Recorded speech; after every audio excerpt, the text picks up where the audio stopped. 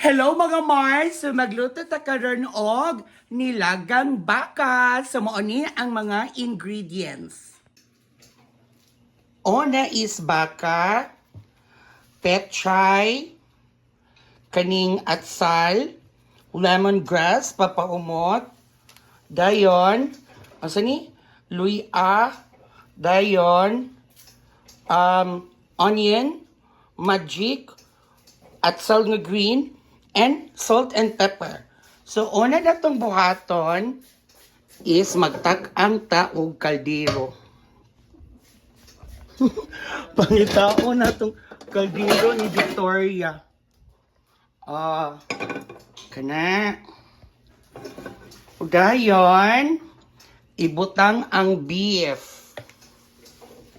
Dayon, ato anang natak-ang kalaha nga with water.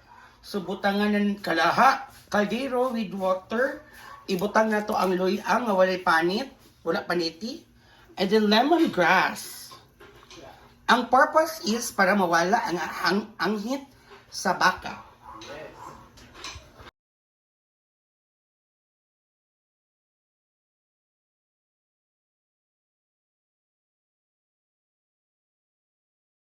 Now, kay gabukal naman siya.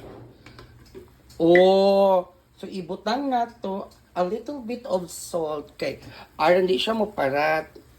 Di pa gabi Dayon, duha ka north beef cubes. Ana.